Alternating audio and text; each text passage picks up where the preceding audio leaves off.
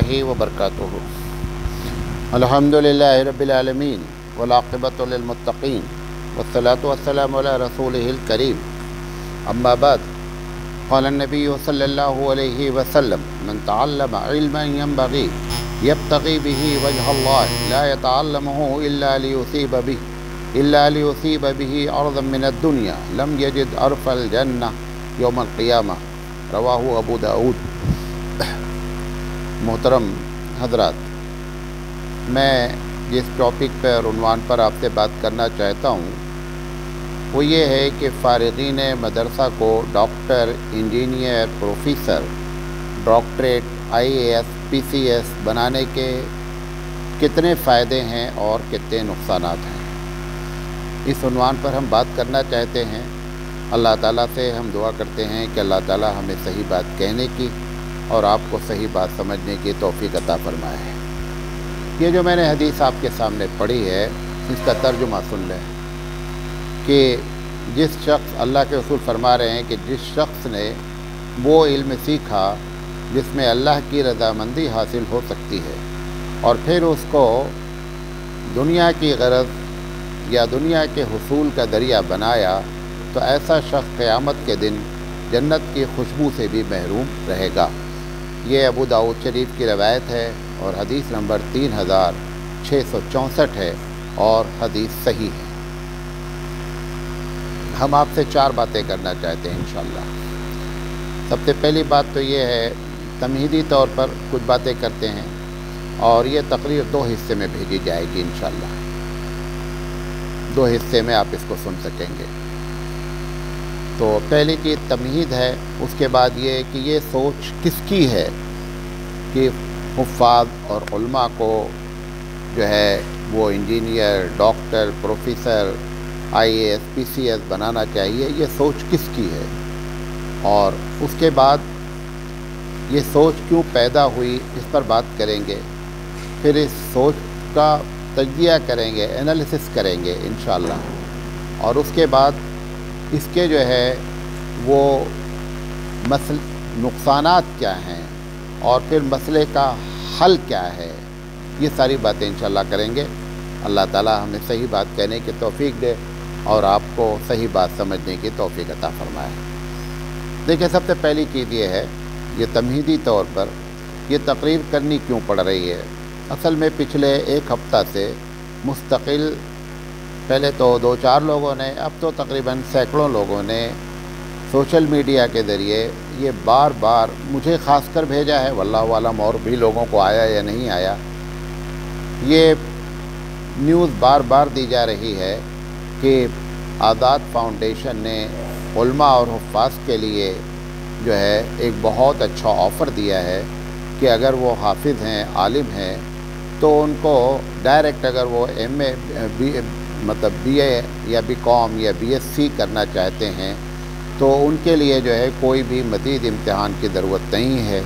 एक bridge course का paper होगा, वो पेपर और एग्ज़ाम पास कर लें तो इस तरीके से डायरेक्ट वो BA, MA, MSc वगैरह कर सकते हैं। ये बुनियादी वजह बनी है इस तकरीर के करने की।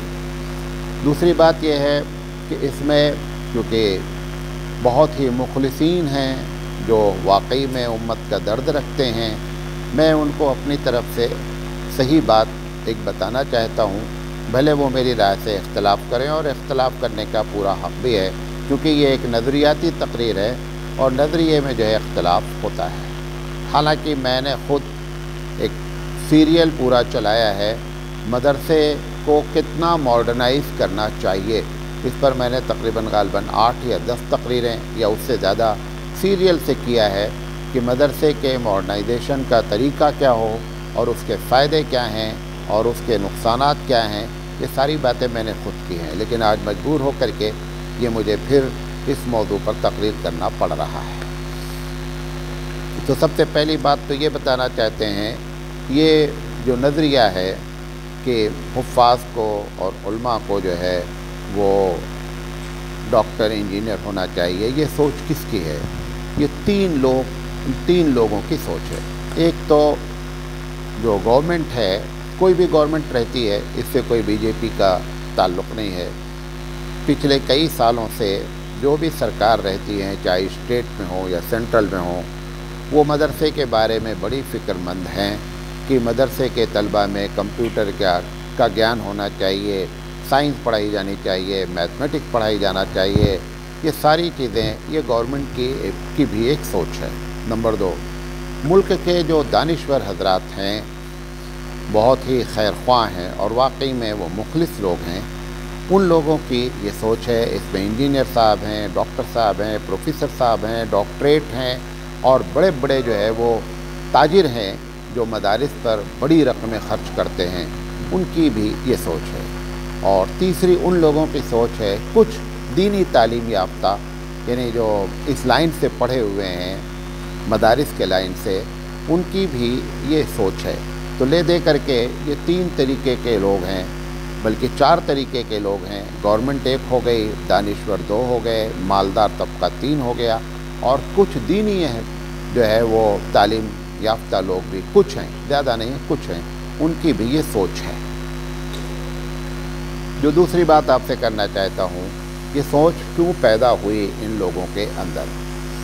तो ये जो सोच पैदा होने की पहली और बुनियादी वजह ये है कि लोग ये समझते हैं, और जो समझते हैं वो सही भी है, कि ये उलमा और ये हुफ़ाज़ की जो माशी हालत है, जो इकोनॉमिकल पोजीशन है, माली हालत जो है वो बहुत अबतर है, क्योंकि इनकी तनख्वाहें बहुत कम होती हैं और सोसाइटी में जिस तरीके से महंगाई बढ़ रही है, उस लिहाज से इन लोगों की ज़िंदगी कैसे गुज़रती है इसकी उनको फ़िक्र है। लिहाजा वो ये चाहते हैं कि उलमा इंजीनियर बन जाएं, उलमा डॉक्टर बन जाएं, प्रोफेसर बन जाएं, ताकि उनकी माली हालत अच्छी हो जाए। इनकी ये सोच जो है, इस बुनियाद पर इस चीज़ ने इनको मजबूर किया कि वो अपने इस नज़रिए को कायम करते हैं कि उलमा और हुफ़ाज़ को ऐसा करना चाहिए। दूसरी वजह इस सोच की और इस नज़रिए के पैदा होने की ये है कि सोसाइटी में वो ये समझते हैं कि ये उलमा और ये हुफ़ाज़ सूटेबल लोग नहीं हैं, यानी कि दुनिया एक दूसरे तर्ज पर तालीम हासिल कर रही है, ये लोग दीनी तालीम हासिल कर रहे हैं। लिहाजा ये जो है इस दुनिया में गोया कि एक पेबंद लगा हुआ है, यानी इनको जनरल नॉलेज नहीं होती है, इनको साइंस की मालूमात नहीं होती है, जिसकी वजह से ये दुनिया में जैसे लोगों को, आम लोगों को रहना चाहिए वैसे नहीं रह पाते हैं, और आम लोग इनके साथ उस वजह से अच्छा बर्ताव या पढ़े लिखे लोगों के साथ जैसा बर्ताव करना चाहिए वो बर्ताव नहीं करते हैं। इस वजह से ये सोच पैदा हुई। तीसरी वजह यह है कि सोच पैदा होने की कि अगर इस किस्म की बातें कही जाती हैं तो बहुत गौर से सुनिएगा। मैं किसी की नीयत पर हमला नहीं करना चाहता हूँ, लेकिन ये भी एक वजह है कि अगर इस किस्म के नज़रियात कायम किए जाते हैं तो आवाम का जो पढ़ा लिखा तबका है वो बहुत ज़बरदस्त सपोर्ट करता है ऐसे लोगों का जो इस नज़रिए के हामिल होते हैं, जो ये नज़रिया रखते हैं। इस वजह से भी इस नज़रिए को जो है डेवलप किया जा रहा है। चौथी वजह यह है कि अगर हम ये सोच रखते हैं, देखिए मुसलमान 2 जगह पे खूब पैसा अल्लाह के रास्ते के नाम पे खर्च करते हैं। एक अगर उनसे ये बताया जाता है कि हम ऐसा काम कर रहे हैं कि जिससे इस्लाम की तबलीग हो रही है और लोग जो है गैर जो हैं वो इस्लाम को जानना चाहते हैं, समझना चाहते हैं, लेकिन कुछ इकोनॉमिकल प्रॉब्लम है, अगर इस बात को हम फोकस देते हैं तो लोग जो है ना वो ऐसे मौक़े पर और ऐसे लोगों की माली इमदाद खूब करते हैं। तो दूसरी वजह होती है कि अगर ये टॉपिक बताया जाए कि हम एक ऐसा स्कूल चलाना चाहते हैं, हम एक ऐसा मदरसा चलाना चाहते हैं कि जिसमें जो है वो एक आलिम इंजीनियर भी बनेगा, एक आलिम डॉक्टर भी बनेगा, एक आलिम IAS भी बनेगा, तो नतीजा ये निकलता है कि आवाम का जो मालदार तबका है वो मालदार तबका ऐसे लोगों को, ऐसे इदारों को खूब सपोर्ट करता है। गरचे वो ये कहते हैं कि मैं ये सब कुछ उलमा और हुफ़ाज़ के लिए फ्री करूँगा, क्योंकि ये कहने पर और ज़्यादा लोगों का सपोर्ट क्या होता है, حاصل ہوتا ہے مالی، یہ بھی ایک بنیادی وجہ ہے کہ اس کے ذریعے جو ہے وہ اس نظریے کو فروغ دینے میں جو مالی پرابلم ہوتی ہے وہ اپنے آپ کیا ہوتی ہے، حل ہو جاتی ہے۔ پانچویں وجہ یہ ہے کہ اس نظریے کو عام کرنے سے امت مسلمہ کو ڈگر سے ہٹانا آسان ہو جائے گا۔ یہ جو گورنمنٹ سوچ رہی ہے کہ ان کو کمپیوٹر سکھایا جائے، ان کو سائنس میتھ پڑھایا جائے، تو یہ جو ہے اندر کی بات یہ ہے کہ وہ دنیا والے یہ بات جانتے ہیں کہ مسلمانوں کو لیڈ کرنے کے لیے علماء سب سے بڑا رول ادا کرتے ہیں، لہذا علماء کو مولوی سے ہٹا کر کے دوسرے راستے پر اگر ڈال دیا جائے تو ان کی لیڈنگ پاور ختم ہو جائے گا۔ آپ کو یہ بات معلوم ہونا چاہیے کہ جب قاسم نانوتوی رحمۃ اللہ علیہ نے یہ بات، ان کو جب یہ بات پتہ چلی قاسم نانوتوی رحمۃ اللہ علیہ کو کہ انگریزوں نے قیادت تو ہم سے چھین لی اور 1857 میں پورے بھارت پر قبضہ کر لیا، اب اس کے بعد ان کا جو دوسرا پلان تھا وہ یہ تھا کہ مسلمانوں سے، چونکہ علماء نے سب سے بڑی رکاوٹ پیدا کی تھی، 1601 میں یہ کلکتہ آئے تھے اور 1857 میں انہوں نے دلی کے لال قلعے پہ جھنڈا گاڑا تھا، تو ان کو یہ بڑی حیرت تھی کہ 256 سال تک آخر ہم کامیاب کیوں نہیں ہوئے۔ تو ان کی جو رپورٹ تھی وہ یہ تھی کہ اس میں سب سے بڑی جو رکاوٹ بنے ہیں وہ علماء کرام بنے ہیں۔ اسی دن سے یہ طے کر لیا گیا کہ علماء کو کسی طریقے سے اپنے اس لائن سے ہٹایا جائے، لہذا یہ جو ہے نا، یہ اس وجہ سے یہ نظریہ قائم کیا گیا کہ اگر علماء ان کی لیڈنگ کرتے رہے اور علماء موجود رہے تو ہماری دال نہیں گلے گی، لہذا ان کو اس چیز میں جو ہے بزی کیا جائے اور اس طریقے سے ان کے لائن کو ڈائیورٹ کیا جائے۔ ایک طبقہ اور بھی ہے، کیونکہ 2-3 دن پہلے ایک صاحب سے بات ہو رہی تھی تو انہوں نے یہ ایک بات کہی، یہ بھی ایک وجہ ہے کہ یہ نظریہ پیدا ہوا، وہ یہ ان کا کہنا یہ تھا کہ اگر علماء اور حفاظ انجینئر بن جائیں، ڈاکٹر بن جائیں تو نتیجہ یہ نکلے گا کہ سوسائٹی میں یہ لوگ جب کام کریں گے تو یقینی بات ہے یہ دیندار لوگ ہوں گے، لہذا ایک اچھا پیغام جائے گا اور سوسائٹی میں کرپشن پر کنٹرول ہوگا۔ یہ بنیادی طور پر میں نے 6 باتیں نقل کی کہ یہ نظریے کیوں پیدا ہوئے۔ تیسری چیز جو میں آپ سے بیان کرنا، ابھی میں ان سب کا حل بھی بتاؤں گا مسئلے کا، کہ یہ جو سوچ پیدا ہوئی ہے یہ سوچ کو صحیح کیسے کیا جا سکتا ہے۔ پہلے اس سوچ کا تجزیہ کرتے ہیں۔ دیکھیں، سب سے پہلی بات تو یہ آپ کو بتانا چاہتا ہوں کہ 3% لوگ ہی مسلمانوں میں جو پڑھتے ہیں، جو لوگ بھی پڑھتے ہیں، چاہے عصری تعلیم حاصل کریں چاہے دینی تعلیم حاصل کریں، وہ تمام تعلیم حاصل کرنے والے لوگوں میں 97% لوگ جو ہے وہ عصری تعلیم کا رخ کرتے ہیں۔ 3% لوگ وہ ہیں جو مدرسے کی جانب آتے ہیں۔ پھر 3% لوگوں کے بارے میں پوچھنا چاہتا ہوں کہ 3% کے بارے میں آپ کو بڑی فکر ہے کہ ان کی اکنامی اچھی ہو جائے، بڑی اچھی بات ہے۔ سوال یہ ہے کہ 97% کے بارے میں یہ نظریہ کیوں نہیں رکھا جا رہا ہے کہ ان کو دیندار کیسے بنایا جائے۔ اس کے لیے ان دانشوروں، ان مالداروں اور ان بڑے بڑے لوگوں جو بڑے ہی اپنے آپ کو ہوشیار بنتے ہیں ماشاءاللہ، اور ہوشیار ہیں بھی، وہ 97% کے بارے میں، اپنے کالجز کے بارے میں، وہ بچے جو پروفیشنل کورسز کر رہے ہیں LKG سے لے کر کے پروفیشنل کورسز تک، ان کے بارے میں ہمارے پاس کیا شیڈول ہے کہ ان کو دیندار کیسے بنایا جائے۔ یہ میں تجزیہ کر کے بات کرنا چاہتا ہوں کہ 3% کی اتنی فکر ہے کہ ان کی معاشی حالت اچھی ہو جائے۔ میں یہ کہتا ہوں اگر 3% کی نعوذ باللہ معاشی حالت خراب بھی رہے، لیکن 97% اگر دیندار بن جائیں تو مسئلے کا حل ہو جائے گا۔ 97 کی کوئی چنتا نہیں ہے۔ بہت زیادہ اگر فکر کی گئی ہے تو بہت سے انگلش میڈیم اسکول اسلامیات کے ساتھ کھول دیے گئے ہیں، اور وہ بھی 5ویں اور 8ویں کے بعد اسلامک سبجیکٹ کو ختم کر دیا جاتا ہے۔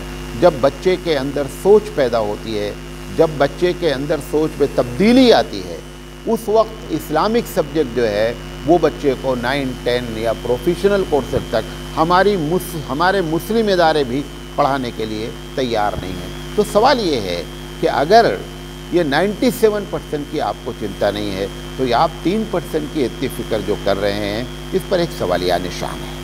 دوسری چیز، دوسرا تجزیہ کہ گورنمنٹ کو ہمارے 3% کے بارے میں بہت فکر ہے کہ ان کی تنخواہیں کم ہوتی ہیں، یہ بیچارے جو ہے مسجد کے امام ہوتے ہیں، مدرسوں میں پڑھتے ہیں، کم تنخواہیں بہت کم ہوتی ہیں۔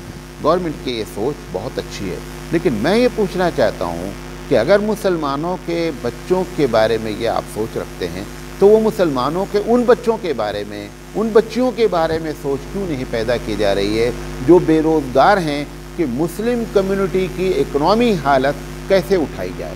سینچر کمیٹی رپورٹ جہاں تک مجھے یاد آتا ہے اس میں بتایا گیا تھا کہ دلت سے زیادہ پوزیشن خراب ہے کس کی؟ اکنامکلی، معاشی لحاظ سے مسلمانوں کی۔ اگر چلیے نہیں بھی ہے تو بھی سوال یہ ہے کہ مسلمانوں کی معاشی حالت تو خراب ہی ہے، پورا بھارت اس بات کو جانتا ہے۔ تو اگر مسلم اقلیت سے سرکار کو دلچسپی ہے تو یہ 3% بچوں سے دلچسپی کیوں ہے؟ وہ بچے جو ہمارے بے روزگار ہیں، وہ بچے جو ہمارے پیسوں کی وجہ سے پڑھ نہیں پاتے ہیں، وہ بچے جو چھوٹے چھوٹے بچے اور جاب کر رہے ہیں، ان کے لیے اسکول یا ان کی جاب کی جو ہے وہ سوچ کیوں نہیں پیدا ہو رہی ہے؟ اگر واقعی میں سرکار مخلص ہے تو ان لوگوں کی سمسیاؤں اور ان لوگوں کے مسائل کو حل کرنا چاہیے کہ جو واقعی میں پریشان ہیں۔ یہ 3% تو اگر خدا نہ خواستہ کم تنخواہ پا لیں گے تو بھی جو ہے نا بے روزگار نہیں رہتے ہیں، کچھ نہ کچھ کما ہی لیتے ہیں۔ لیکن ان کے بارے میں فکر کریں جن کے گھر میں چولہے نہیں جل پاتے ہیں اور مسلم ہیں، اقلیت میں ہیں، حالات خراب ہیں، ان کی مالی حالت خراب ہے، ان کی فکر کی جائے۔ لہذا اس پر غور کریں تو آپ کو صحیح بات معلوم ہوگی کہ مسئلہ کیا ہے۔ تیسری چیز یہ بھی بتانا چاہتا ہوں کہ 97% جو عصری تعلیم حاصل کر رہے ہیں، کیا ان کی سب کی مالی حالت بہت اچھی ہو گئی ہے؟ ان کا بھی فیصد نکال لیجئے کہ کتنے لوگ اس میں بے روزگار ہیں جو 97% عصری تعلیم حاصل کیے ہیں، گریجویٹ ہیں، BSc ہیں، MSc ہیں۔ ان تمام مسلمانوں کی حالت دیکھ لیں کہ اس میں کتنے لوگ مالی لحاظ سے پریشان ہیں، کتنے فیصد پریشان ہیں، اور اس لحاظ سے یہ دیکھ لیا جائے کہ 3% جو مولوی ہیں اور حفاظ ہیں وہ کتنا مالی لحاظ سے پریشان ہیں۔ تو میرا اپنا اندازہ ہے کہ 97% والوں میں پریشانی کا اوسط اور پرسنٹیج کہیں زیادہ ہے بنسبت اس 3% کے۔ لہذا ان کی فکر نہ کر کے ہماری فکر اتنی کیوں کی جا رہی ہے؟ اسی طریقے سے ایک بات اور بتانا چاہتا ہوں تجزیے کے طور پر، یہ جو 3% مدرسے میں یا حافظ حفاظ بنتے ہیں، اس میں سے 1% تو ہر حال میں اپنے آپ سے یا تو تجارت اختیار کر لیتا ہے بغیر آپ کی تبلیغ، بغیر آپ کی کوشش کے تجارت میں چلا جاتا ہے یا مختلف قسم کے جاب پہ چلا جاتا ہے۔ 3% ٹوٹل نہیں بچے، ٹوٹل 2% اب بچے ہیں۔ یہ 2% کے لیے اتنی بڑی جو فکر پیدا کی جا رہی ہے، اتنا بڑا جو شیڈول اور پروگرام بنایا جا رہا ہے، اس پر نظر ثانی کی ضرورت ہے۔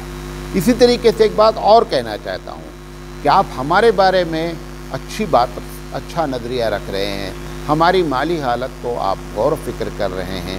سوال یہ ہے کہ جو لوگ اس میں دانشور یا مالدار یا گورنمنٹ سب لوگ مل کر کے ان بڑے اداروں کے ذمہ داروں کو بلا کر کے ایک بیٹھک کریں، ایک جوڑ کریں، ایک سیمینار کریں اور ان سے پوچھیں کہ ہم آپ کے بارے میں یہ نظریہ رکھتے ہیں، آپ ہمارے اس رائے پر اتفاق کرتے ہیں یا اختلاف کرتے ہیں؟ اگر اتفاق کرتے ہیں تو اس کی کیا وجہ ہے؟ اگر اختلاف کرتے ہیں تو اس کی کیا وجہ ہے؟ یہ ان سے پوچھا جائے۔ تب آپ ان سے مشورہ ہی نہیں کر رہے ہیں، ہمارے بارے میں آپ ایک قدم اٹھانے جا رہے ہیں اور ہم کو مشورے میں شامل کیا ہی نہیں جا رہا ہے۔ تو اس کے پیچھے کیا راز ہے؟ کہیں ایسا تو نہیں ہے خدا نہ خواستہ کہ آپ یہ سمجھ رہے ہیں کہ اگر ان مدارس کے بڑے ذمہ دار، مثلا دارالعلوم ہے، ندوۃ العلماء ہے، شاہی ہے، مظاہر ہے، ایسے 20 بڑے ادارے ہیں کہ اگر ان بڑے اداروں کے لوگوں کو اور بھارت کے وہ علماء جو واقعی میں قوم و ملت کا درد رکھتے ہیں ان کو بلا کر کے ایک سیمینار کیا جائے، کہ صاحب ہم یہ نظریہ قائم کرنے جا رہے ہیں یا اس نظریے پر محنت کر رہے ہیں یا اس نظریے کو عملی جامہ پہنانے جا رہے ہیں، تو اس میں آپ لوگ ہمارا کتنا جو ہے وہ کوآپریٹ کریں گے، آپ ہماری کتنی مدد کریں گے، لہذا یہ ان سے معلوم کیا جائے تو میری سمجھ سے بات سمجھ میں آ سکتی ہے۔ چوتھی بات جو آپ سے کرنا چاہتے ہوں کہ واقعی میں جو مسلمانوں یہ حفاظ اور علماء کے سلسلے میں جو قوم کو کے مالداروں کو، دانشوروں کو، سرکار کو اور کچھ جو ہے وہ ہم جیسے لوگوں کو یعنی علماء کو جو اس بات کی فکر ہے کہ حفاظ جو ہے وہ انجینئر بھی بن جائیں، ڈاکٹر بھی بن جائیں، تو واقعی میں اس مسئلے کا حل کیا ہے، یہی اس بات کو بتانے کے لیے یہ پوری تقریر آپ کے سامنے کرنی پڑی۔ دیکھیے، سب سے پہلا تو مسئلے کا حل یہ ہے کہ کسی بھی مسئلے کا حل اگر یہ معلوم ہو جائے کہ وہ مسئلہ کھڑا کیوں ہوا ہے، جس وجہ سے کھڑا ہوا ہے اس مسئلے کو حل کر دیا جائے، اپنے آپ مسئلہ کیا ہو جائے گا، حل ہو جائے گا۔ تو مسئلہ کھڑا کیوں ہوا؟ مسئلہ کھڑے ہونے کی پہلی وجہ یہ کہ ہماری معاشی حالت، مالی حالت، اکنامیکل پوزیشن بہت خراب ہے، جس کی وجہ سے یہ نظریہ اور یہ مسئلہ کھڑا کیا گیا۔ تو اس مسئلے کا بہترین حل یہ ہے کہ یہ 3% لوگوں کی جو مالی حالت خراب ہے، تو یہ آئے تو مکتب میں پڑھتے ہیں اور مکتب پڑھتے نہیں، مکتب پڑھاتے ہیں، مساجد کے امام ہوں گے، مدرسے میں مدرس ہوں گے، ٹیوشن کر رہے ہوں گے۔ ان تمام یعنی ٹیوشن ہو، مکتب ہو، مسجد کی ذمہ داری ہو، مدارس، ان سب میں رول کون ادا کر رہا ہے؟ ٹیوشن کی فیس کون دیتی ہے؟ پبلک دیتی ہے۔ مدرسہ کون چلاتا ہے؟ پبلک چلاتی ہے۔ مکتب کون چلاتا ہے؟ پبلک چلاتی ہے۔ مسجد کے اماموں کے تنخواہ کون دیتا ہے؟ پبلک دیتی ہے۔ میرا یہ کہنا ہے کہ جب ان کی اکنامیکل پرابلم، معاشی حالت اور مالی حالت خراب ہونے کی وجہ سے آپ کے ذہن میں ان کے لیے خیر خواہی پیدا ہوئی ہے، تو مسئلے کا بہترین حل تھا کہ ان کو ان کی جگہ پر چھوڑ دیا جاتا اور ان کے مالی مسائل کو حل کر دیا جاتا۔ مالی مسائل حل کرنے کے بہت سے طریقے تھے۔ آپ میتھ والے کو ٹیوشن فیس 3000 روپے دیتے ہیں، آپ قرآن پڑھانے والے کو بھی 3000 دینا شروع کر دیں، تو وہ لوگ جو حفاظ ہیں اور ٹیوشن پڑھا رہے ہیں ان کی مالی حالت اچھی ہو جائے گی۔ تو پتہ چلا کہ آپ کے ہاتھ میں ہے مسئلے کا حل کرنا۔ آپ مدرسے کے شورا کے ممبر ہیں، آپ تنخواہیں طے کرتے ہیں، آپ تنخواہ طے کر لیں کہ primary scale, minimum primary scale سے کم کسی مدرسے کے استاد کی تنخواہ نہیں ہوگی، آپ یہی طے کر لیں۔